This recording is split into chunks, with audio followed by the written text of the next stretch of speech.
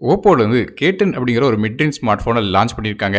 இந்த ஃபோனில என்ன விஷயங்கள் வருது அப்படிங்கிறத டீட்டெயிலாக இந்த வீடியோல பார்க்கலாம். ஃப்ரண்ட் சைடில ஒரு 6.56 இன்ச்சுக்கான HD+ ரெசல்யூஷன் உள்ள IPS LCD டிஸ்ப்ளே குடுக்குறாங்க. 90 ஹெர்ட்ஸ் ரிஃப்ரெஷ் ரேட் வருது. மேலும் 100%க்கான DCI-P3 கலர் கமோட் சப்போர்ட். 600 நிட்ஸ் வரையும் இதோட பிரைட்னஸ் போகுது. இது வந்து ஒரு வாட்டர் ஆஃப் நாட்ச் டிஸ்ப்ளேயாக வருது.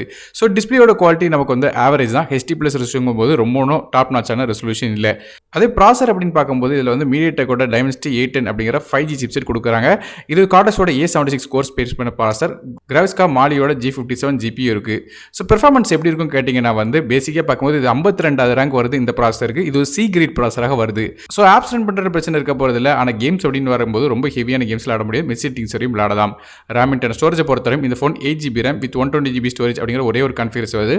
ரேம் DDR4X RAM பயன்படுத்துறாங்க. ஸ்டோரேஜ் UFS 2.2 வருது. ஸோ ஸ்டோரேஜும் நல்லா தான் கொடுத்துருக்காங்க.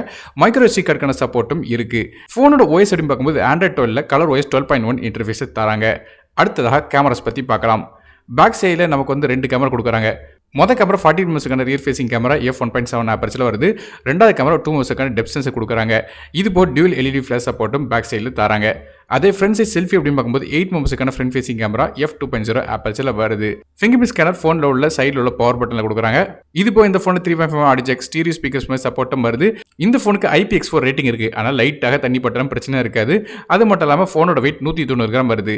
இந்த ஃபோனில் 5Gயோட சப்போர்ட்டும் வருது. அதாவது 5Gயோட SNEC சப்போர்ட் வருது. பேட்டரிஸை பற்றி பேசலாம். இதில் ஒரு பெரிய 5000 mAh பேட்டரி கொடுக்குறாங்க. இது சார்ஜ் பண்ணுறதுக்கு 33 வாட்க்கான ஃபாஸ்ட் சார்ஜிங் சப்போர்ட் வருது. சார்ஜ் பண்ணுறதுக்கு USB Type-C போர்ட் தராங்க.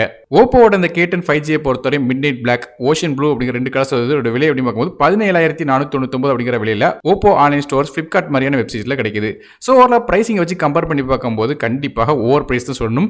HD+ ரெசல்யூஷன் டிஸ்பிளேக்கு 17,000 ரூபாய்க்கு மேலே வந்து பிரைஸ் எடுத்துட்டு போயிருக்கிறது ஒரு நெகட்டிவ் பாயிண்ட் தான். ஸோ நீங்கள் இதை பற்றி என்ன நினைக்கிங்க அப்படிங்கிறது கீழே காமெண்ட் செக்ஷனில் மென்ஷன் பண்ணுங்க. வீடியோ பிடிச்சா ஒரே ஒரு லைக் கொடுத்துருங்க. நான் டெக் தமிழுக்காக மற்றொரு வீடியோ. நன்றி, வணக்கம்.